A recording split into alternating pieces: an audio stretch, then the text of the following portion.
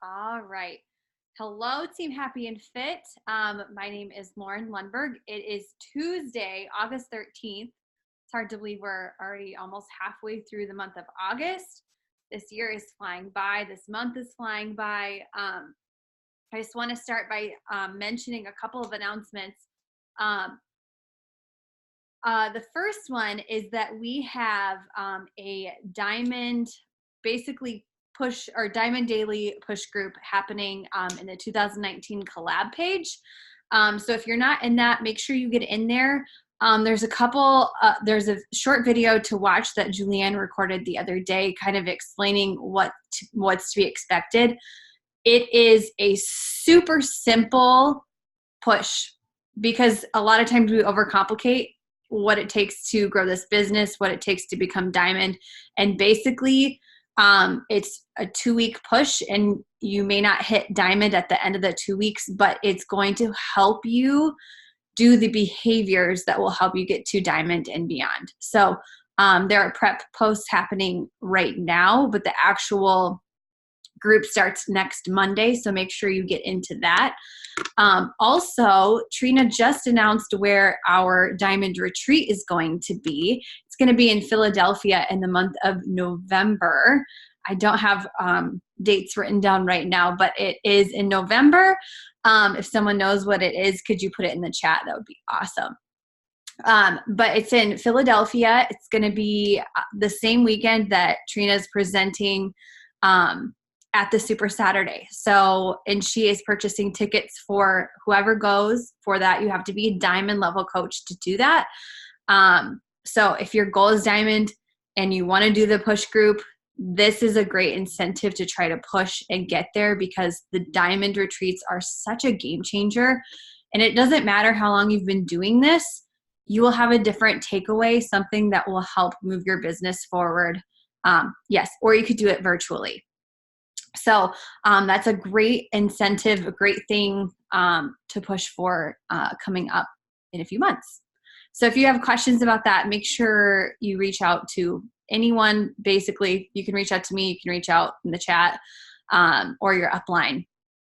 So tonight I am so excited to share on a topic that I guess I didn't even realize it was a topic until it's just been on my mind a lot recently. Maybe you guys noticed I shared an income progression with you, and I kind of took myself back to when I was in the NICU with my daughter. So I have some stories that I want to share, and I hope that you can take these lessons and apply them in your daily life, but also apply them into your business, because I'm a different person now. And I think getting this mindset and applying this to my life has been invaluable. And so I'm so excited to share. So I want to start just by saying just a little brief recap of my story. I know so many of you know my story. So many of you have heard it so many times, but it won't quite make sense if you don't really know what my story is. So I've been a coach for coming up 5 years this December, which is so crazy to think about. I never had any intention of growing a business. I just wanted accountability, and I knew submitting and saying that I was a coach would change the game for me and give me the accountability that I needed to give up the yo-yo dieting lifestyle, because that's what I was. I was a chronic yo-yo dieter. I would hit the gym, I'd go for a few weeks and I'd go hard, and then I'd fall off at the the silliest thing would just throw me off my game. Literally, it would snow. My gym was across the street. Nope, done. That was a good run though.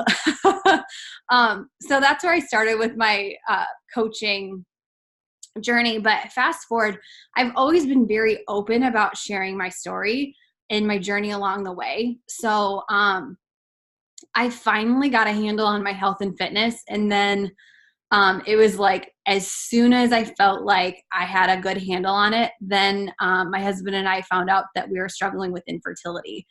And so long story short, we went through IVF, 2 rounds of it.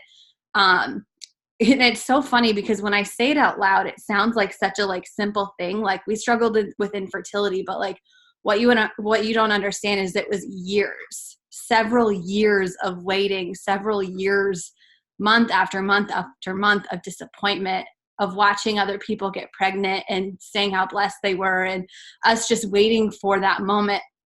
And so we did 2 separate rounds of IVF, and I would say a round of IVF probably takes like 4 months by the time it's all said and done. And so when our first round failed, it was like, whoa, okay, more waiting time. Like, all right, I guess we'll see if this next round works. And so we ended up transferring 2 embryos and found out several weeks later that we were pregnant with twins. And so it just seemed like the world was like, everything was going in our favor. Our wish, everything we'd ever wanted was finally happening. We were just so overly grateful. And then at 23 weeks on the dot, I think it was actually 22 weeks and 6 days, I randomly went into labor. And it was super fast. Went to the hospital, found out there was nothing they could do. We sat in the hospital all night, just praying that we could make it to Des Moines, which was about an hour commute. Because they told us that if we had the babies where we were, that they wouldn't survive. And so we were very thankful that we were able to make it to the next morning. And so we made it to Des Moines, and later that night I gave birth to Blake and Kenzie. They were born 17 weeks early. And we were very naive. We knew that it wasn't a good situation. But I just remember, like, hormones are crazy as it is when you are in the hospital and you have given birth, and life just threw us the biggest curveball, and we're just trying to figure out what in the world just happened. How are we going to survive?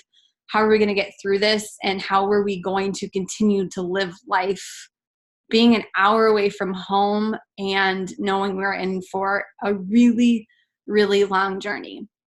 And so basically we learned right away that the odds were not good of either of them surviving. They weighed just over a pound, both of them. And there's a lot of worry. We hadn't met anyone. Like when we heard preemies, we would always think of like 4 weeks early, 36 weeks. Like that's what a preemie was in my book. And so to have 23 weekers was just such a new situation and nothing that we had any knowledge on whatsoever. I didn't even know that was a thing. And so from the get-go, they told us we were in for a long haul and that we could expect to take them home. If they survived, we could expect to take them home around their due date. They were born on February 3rd, and their due date was June 2nd. I want you to just sit on that for a second and think of this curveball that we were just thrown. We're an hour away from home. I was planning on leaving my teaching job a few months that summer. So still like 6 months down the road, just planning on leaving my job. I looked at my paychecks. All of my paychecks for the month of February, $700 is how much I made in my Beachbody business. So you can see there was so much worry. There were so many unanswered questions. And it was so easy to feel overwhelmed and not know where to go, what to do, and to just worry about the worry. And it's a huge way that I've lived my life. I've worried about everything. I worried about not getting things done soon enough. I worried about deadlines. I worried about the silliest things would keep me up at night, things that weren't done, things that I could have done better. And I don't know where this came from, but my husband, Caleb, is a genius because he changed my mindset in our NICU journey.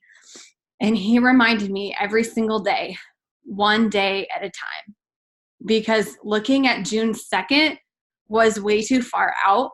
There were there was so much that could have happened between February 3rd and June 2nd. And so every single day we would get to the NICU and we would look at the board. What's on the board today? How much does Kenzie weigh today? Because, oh, sorry, I forgot to mention our son, Blake, did not survive. He lived for 10 days. And so add that to the plate of stress, trying to grieve and then also trying to keep your other child alive and trying to do all of that at once. But anyways, we would look at that board every single day. We'd walk in and we'd say, she had rounds at 10 o'clock. Every day we'd talk to the doctor. What is our situation today? And that's how we got through the NICU every single day. What was her oxygen level for the day? How much did she weigh that day? What were the things that she was struggling with that day? Did she need certain medication that day? Was she getting shots that day? What was going well? And that's what we had to focus on, because otherwise, big picture, it was so much. So, and what I noticed, I have another story to tell about this. What I noticed is that the people who focused on the people who focused on the future are the people who struggled the most when they're in the NICU, because we met a lot of people. And I remember one day specifically, we had probably been in the NICU for 2 to 3 months at this time. And I went into the elevator and I saw someone click level 4. Level 4 was NICU. There was nothing else on level 4. And that person clicked it, and it was a husband and wife. And I said, "Oh, you have a little one in the NICU." And I'll never forget, the wife was so rude. And she said, "Yeah, unfortunately, we're in the NICU. Our son is having a little bit of a hard time breathing." And I said, "Oh, how long have you been here?" And she said, "We've been here a day. Hopefully we'll leave in like 2 days." And I was like, first of all, perspective. Like, she had no idea that we'd been there for so many months and we still had so much longer left to go. And we just, we kept watching everybody leave. Everybody would come and everybody would leave. It was kind of like, I'm a Friends freak. It was kind of like Rachel, the day that she goes into labor and she watches like 6 people give birth and she's just sitting there waiting, except for it's like, months and months and months and months go by and you watch all these people leave doing the thing that you want to do, but you're not. But it's all perspective, and we would not have been able to take all of that in if we hadn't taken in that perspective one day at a time. And so now Kenzie's 2.5. She's so fierce. She's such a sweet little girl. But she's super far behind on a lot of things. And one of the things that we have still continued to do is to take things one day at a time. Is Kenzie happy today? How did Kenzie do with therapy today? Because when you start going down that rabbit hole of like the what ifs, what if one day what if she never talks? Is she going to walk someday? Like, those questions are so hard to ask. Like, it's good to be aware and to like know where her next steps are going to be.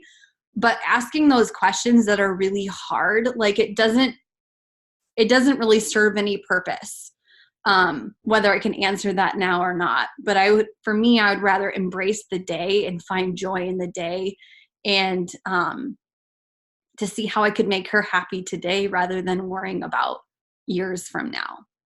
So how can you use this in your business? So first of all, how many of you are pushing for a rank? Okay. How many of you have an income goal in mind? Okay. How many of you are trying to pay off debt? Okay. How many of you are doing Morning Meltdown 100? A lot. Okay. So all of these things are things that can take a long time. So one day at a time. With this diamond, pushing for diamond, or if you have another rank that you're pushing, What can you do today that's going to align with that goal? Because if you're viewing this out, like let's say your goal is to go diamond by December, there's a lot of days between now and December. And there's a lot of days that can go unutilized if you don't take action today. And it doesn't have to be big action. It can be as simple as sending one invite. Invite one person today. If you invite one person from now until December 31st, could you imagine how much that would impact and grow your business? But it's such an easy thing to miss because we're thinking big picture, like, I have so many invites to send between now and December 31st. Like, I'll get to it when I get to it. No, send one today, just one. And then tomorrow, you'll worry about tomorrow when you get to tomorrow. Okay? So same thing happens when you push for something like Elite and Premier. You have all these points you need to accumulate and you start like festering in your own mind, like, how am I going to come up with all these points? And then days, weeks, months pass by and you didn't really do anything to grow towards that goal. Okay. For debt, I was thinking about this. It was a few years ago that Rob Dial, he gave this piece of advice, and I actually thought of Julianne because he was talking about putting money in your savings. And I remember Julianne, like day after day, she'd put $5 or $10 into her savings. Like every day, you'd wake up and look at your account, like, can I put $5 in my savings today? Yes, I can put $5 in my savings today. So what if you break it down that way into small little inches that will grow your business or grow whatever goal it is that you have? And I'll say my husband and I are working really hard to pay off debt right now. And for a while there, we were like trying to figure out, okay, how much money can we put into student loans this month? And that was overwhelming. It seemed like we were going to be doing that forever. But if we even looked at it for a week, it's like, can we pay $100 off this week? Yeah, that was so much more doable than being like, oh man, do you think we could do like $500 at the end of the month? Like, do you think things will align better that way? And the numbers isn't what matters. It's just that whatever your goal is that you're doing something. Even if it's $1, if it's $5, whatever it is, do something that works towards your goal. And then morning meltdown 100. I know most of you can apply it to this. When I first heard 100 workouts, I was like, how in the world? Like, I don't want to commit to that. Like, I'm going to fail. I don't want to commit to 100 workouts. It's going to get stale and boring with the same trainer, 100 days. Like, that just sounded super overwhelming. But when I thought of it as, okay, I'm going to cross off day 1. Done. Okay, next is day 2. Gonna do day 2. Done. And then over time, you get to 100. It doesn't matter if you miss days, but if you miss 1 or 2 days, don't let yourself miss a third. Okay, so take your focus off the deadline and start focusing on what you can do today. Something that I've been doing with my team recently and with my clients is to set intentions for the week. This has been such a game changer because a lot of times you'll see people post and ask you, what are your goals for the month? That's great. But even a month sometimes is such there's so many days in a month that it's really easy to kind of lose focus and lose sight on what you want to do. So, and if I were you, like I post in my team page and ask for, what are your intentions for the week? I post that in my challenge group. What are your intentions for the week? But if you can, think of what your intentions are for the day, because life is going to get so much better. It's just, if you focus on smaller things, it's just going to go a lot easier. So before you go to bed, set your intentions for the next day. And what I mean by that is, when are you going to get your workout in? What does your day look like tomorrow? Is tomorrow going to be a crazy day where you can only have time for like maybe 5-10 minutes at a time? Chances are your day may look very overwhelming, but if you look at it just in the day, you can probably carve out more time than you think. we're all super busy. And I just want you to get in the habit of really, really trying to control your day as best as possible. And if it's a super busy day where you like literally all you have is your lunch break, send that one invite out during your lunch break, and at least you move the needle. At least you showed up. I would say my intentions every day, my non-negotiables are self-care and sending out one invite. That's the best thing I can do. Show up for myself and show up for one person. Who can I help today? You could do that one invite in less than 5 minutes. You can do that on the toilet if you needed to. Just saying, you can make that happen. Don't overcomplicate it. Don't add too much to your plate. So, and roll with the punches, because you will have curveballs. You will have bumps in the road. For instance, a lot of my intentions are always to get my workout done first thing in the morning. I would say it's a 50-50 chance toss up that Kenzie's going to wake up at the same time that my alarm goes off. Okay. So sometimes you have to be flexible. Sometimes you have to reroute, but learn to be flexible with it and not let it ruin your day, not let it ruin your week, your month, anything. So, so for me, like, I know it's a different story. I work at home. I have more flexibility in my schedule. I worked really hard to make that possible. But if she wakes up, I feed her first, and then she can do tummy time while I get my workout in. So it's just a switch, a little transition, a little thing that I switch up so that I can still make my goal happen of getting my workout done in the morning. Okay. I had one yesterday. I don't know if anyone watched my stories. I had like the Monday of all Mondays. It was great. I got my workout done first thing in the morning. Kenzie did a great job. I got my workout in. And then all of a sudden time just kept slipping away. I hadn't eaten anything. And I was looking at the clock and I'm like, oh, we need to leave for Kenzie's appointment. She had 3 appointments back to back and we had a 30-minute commute. So I was quick trying to get her stuff together. She's been having tantrums, so I had to make sure to pack a bag of all of her toys, because without them, she will scream the entire therapy session.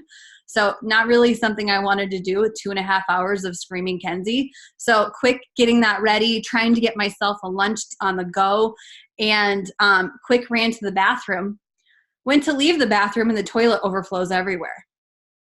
And I was like, okay, well, this is not really how I want to start my Monday, but we're going to clean it up, and you know what? Positive vibes. And I literally went on my stories and I was like, this Monday, this is not how my Monday is going to go. We're putting positive vibes out into the universe, and we're going to change this day around. We're going to have a good day. And we get to Mason City, and all of a sudden train's going by. Oh, nope, look, the train stopped. The train is not moving. We are now 10 minutes late to Kenzie's therapy session, but it's okay. We're going to get there. Like, it's all right. Day is not ruined.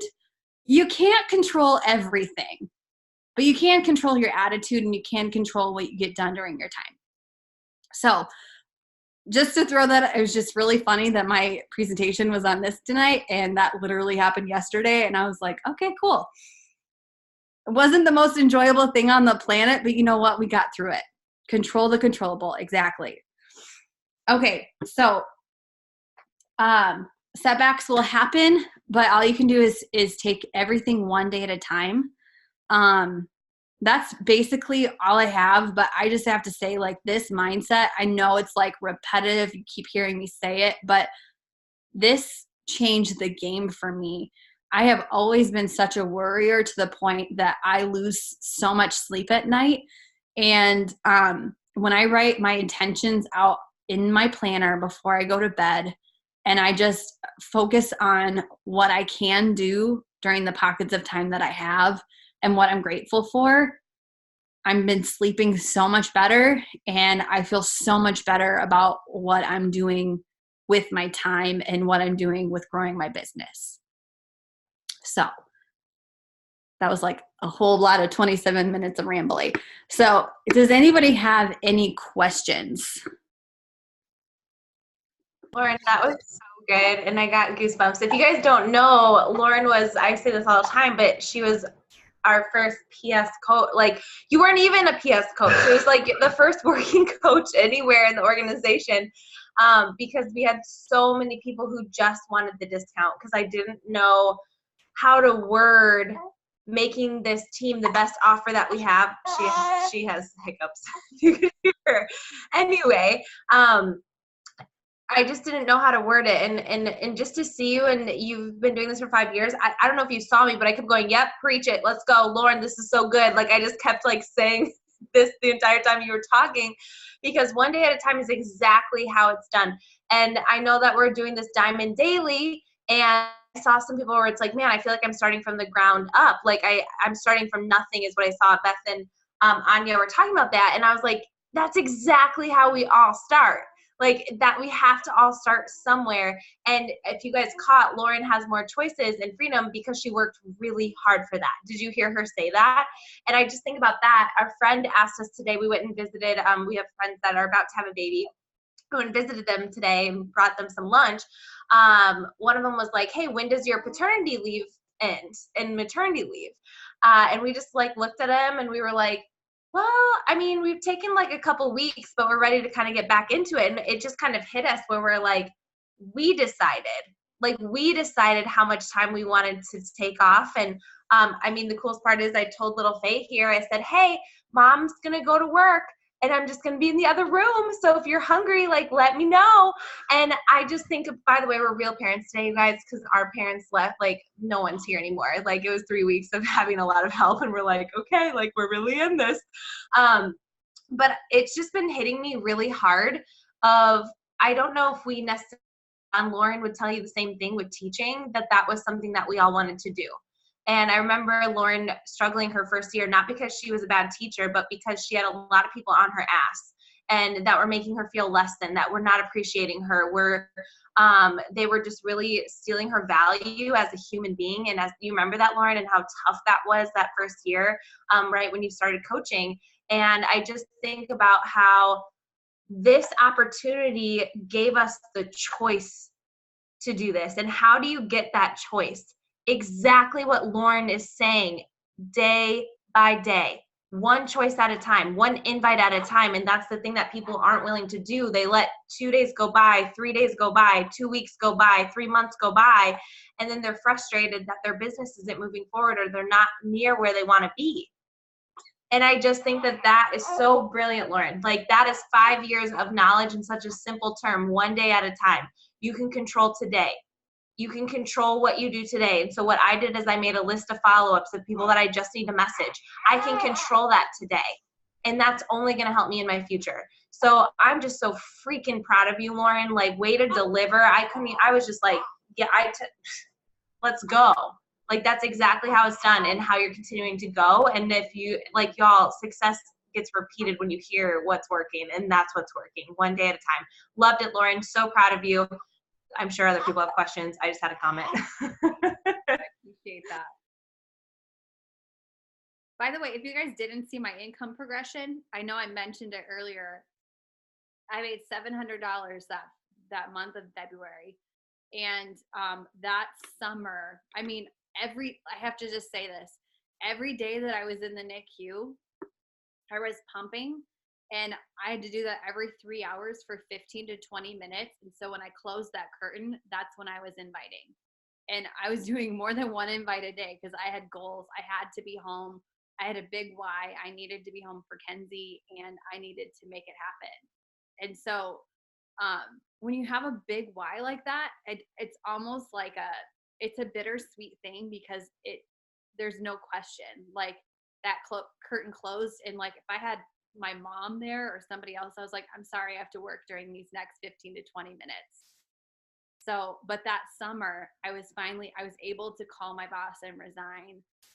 And it was shaky for a few months. There were some months that I didn't hit my income goal, but I believed that what I was doing would compound, and that other people would see it too. And that, and now, like, I look at it and I'm like, I always feel like we're always going to want more than what we have.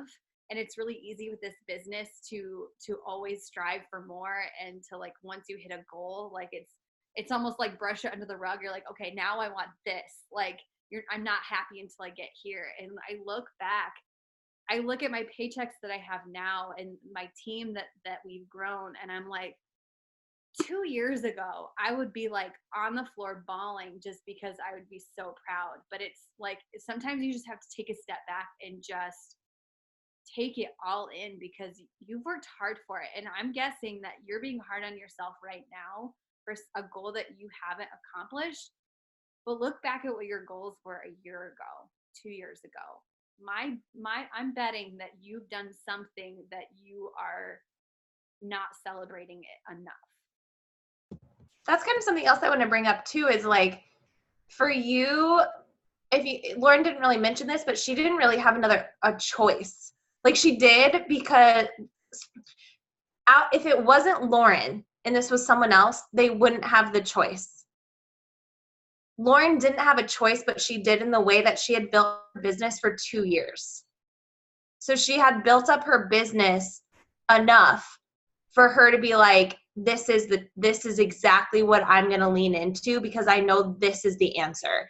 This is how, because Lauren didn't say this, but like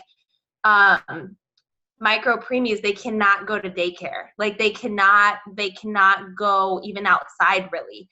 And so her option was to stay home, and to be able to have this business opportunity wasn't just something of impact and income. It was like a livelihood of, this is the way that they were able to take care of Kinsey. And I just think that speaks a lot of huge volumes of this journey. And not only that, I could just like talk about Lauren all day long, because I just feel like over these last 5 years we've had each other. But personal development, this self-care journey got you through that time. And that's a big thing that you talk about with your mindset of like, I don't know what I would have done if I didn't have that type of mindset. And then lastly, the community, people to lean on in these times of like when you were really having a hard time with seeing healthy babies, or just like seeing pregnancy announcements, or just your time in infertility. I just feel like Eric and I were able to see you and Caleb walk through that. But just the fact that she leaned in, you all, like when times were hard and she felt insecure and she was struggling and pumped full of doubt and worry, like she said, she leaned into self-care. And a lot of people, when they're struggling, they stop. And I just even think about that with our miscarriage. It's like we just leaned in. And another thing Lauren brilliantly words are hard, did during that time in the last 5 years, I'm not just talking about when they got pregnant, was that she shared her entire journey. People were there with her on this entire journey of infertility to IVF to getting pregnant to all of a sudden going into labor. And so these people walked with her in that time. A lot of people joined her because they had watched her on this journey, and she did not stop sharing her journey. And not only that, I feel like for Lauren, I'm speaking for you and you can speak more on this, but you and I had so many conversations about this, that it was also your outlet of being able to let all that go off your chest. Like it was your time to share your story so you could process what was happening. It wasn't just to share to someone to join you, but it was your chance to share and just like document what life was like and what you were feeling, and be able to get that out there, and then also find a group of supportive people on Instagram. Is there anything you want to share about that? I just feel like it's a full circle where you showed up every day, one day at a time. This business became a huge answer for you and Caleb and your family. It continues to do so. But it was being vulnerable. It was being real and transparent.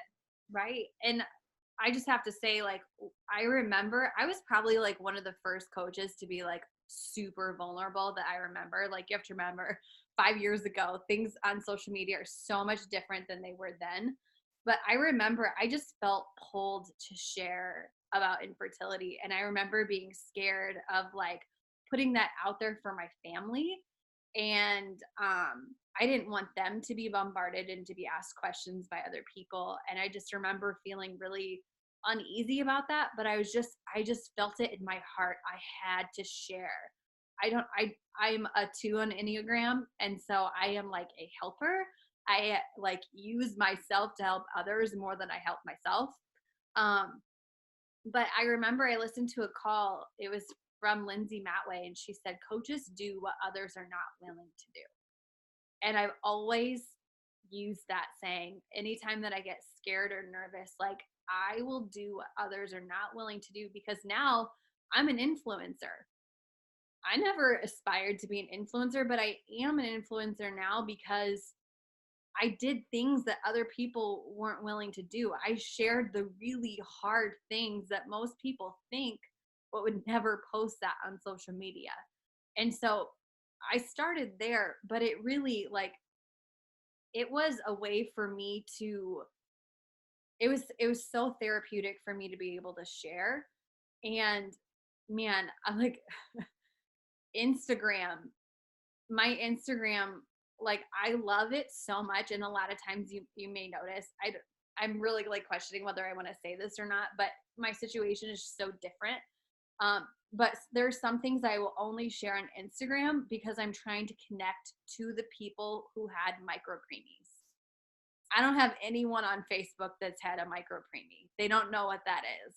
But on Instagram, I know I have so many people that I've connected to. They know what it's like to not take their kiddo to the zoo because they're scared of them touching the glass. Like, I literally just had someone make a joke about traveling to Summit with me, about how I was like, don't touch that railing, don't do it. Like, micro preemie mom right here. Like, don't touch anything that has any germs on it. We don't want them. Like, but connecting is just so amazing, and especially if you have something that people in your family, people in your inner circle that they haven't been through, it's just amazing to be able to collaborate with other people.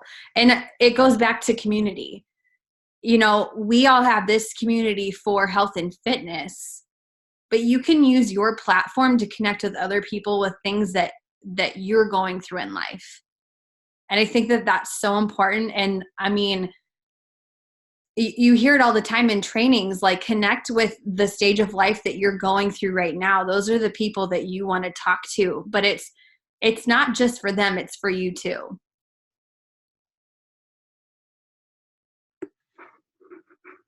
Anything else? And I think additionally to that, when we share vulnerable things, by the way, Ed Milet interviews Jenna Kutcher today. And if you guys know who Jenna Kutcher is, she's huge on Instagram. She's a huge social media person and presence. And the reason she blew up so fast is because of her vulnerability. And she actually talks a lot about that in the interview, where she was like, what Lauren just said, what most people are thinking, I just posted about. And she said this was so interesting. She said because she struggled with her weight and then the cellulite that she had and certain things specifically about her body. She even struggled the fact that she had a really attractive husband, and people found her to not be as attractive as him. And like, why would someone like him want to be with someone like her? She said the reason that she would post such vulnerability was because she wanted to beat people to it. That maybe if she posted about it, that no one else could call her out on it. Kind of when you're just like admitting, where it's like she had the power then when she would post about her insecurities. And she said once she started to do that and she started to really talk about like her stomach rolls or her cellulite is the big one, that she really actually started to fall in love with her body and fall in love with who she was and what she was able to do. And so it's not even something like you have to have a miscarriage or have infertility, but I really want you to consider and think about what are the things you're thinking about but that you're not posting about, because it's so easy to make our thoughts so dismissive because you're so used to thinking them. But I want you to stop in your tracks. Like, what is an insecurity piece that you have? Like, what is one piece on your body that you struggle with? Maybe it's better. During pregnancy, it was my legs. And I never once posted about that because I was so used to thinking it that I dismissed it. And this is a conversation that's making me think about that, because my family has tree trunk legs, if you know what that is. And so with pregnancy, you get a lot more pressure, and my legs started swelling up. And now I think about that, I'm like, I should have posted about that.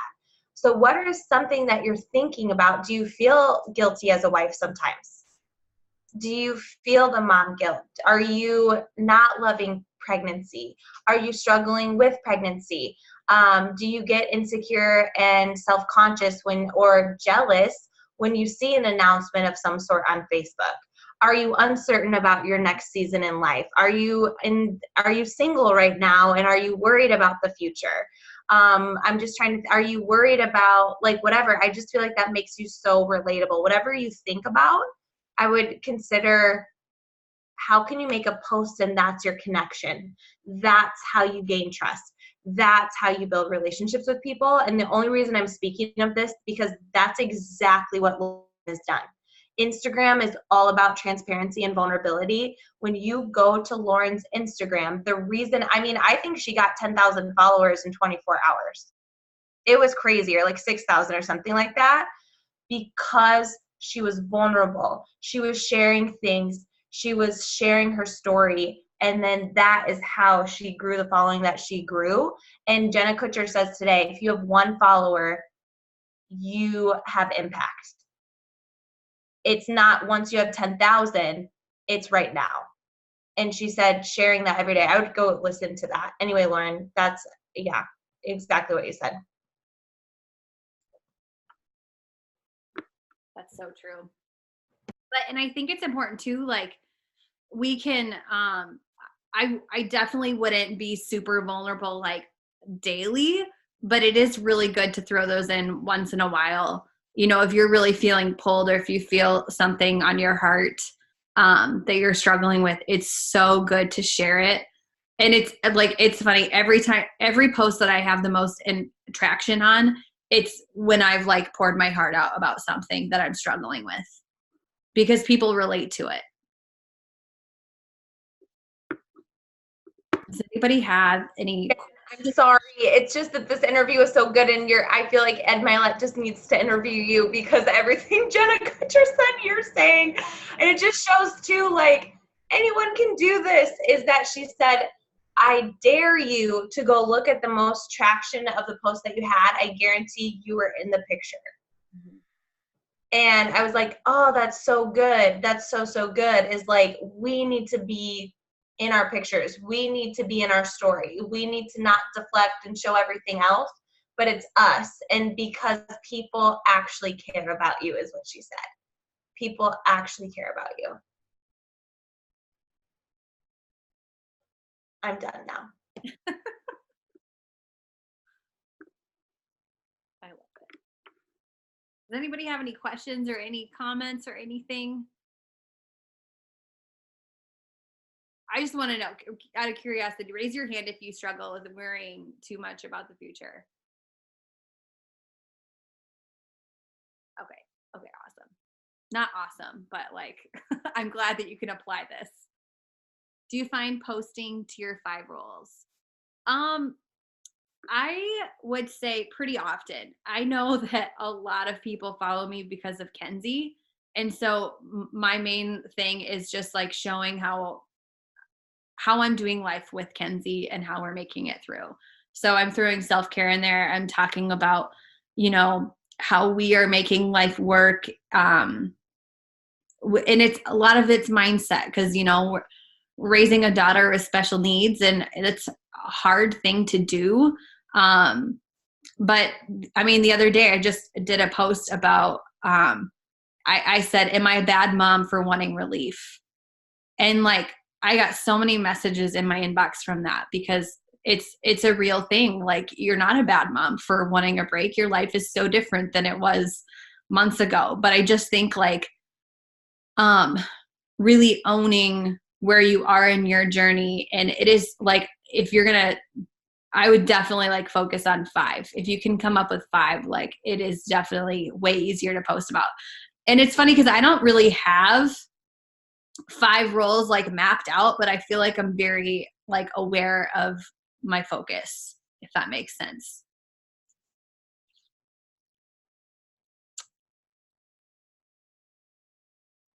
Mommying is tough. Yes, it is. We're grateful to be parents, but it's hard. And I think that was a huge thing for me, for my guilt, is that we prayed for a baby for so long. And I've connected with so many people who lost their babies in the NICU and didn't come home with a baby. You know, I've connected with people who 5-6 years later is still struggling with infertility. And so that's tough, but it doesn't mean that you don't feel a certain way, and it's okay for you to feel that way. You guys are so sweet. Thank you. Yes. All those people that say that they don't feel mom guilt, I'm like, high five to you. I wish I had more of that. Oh, you guys rock. Thank you. Thank you. I'm going to go ahead and stop recording.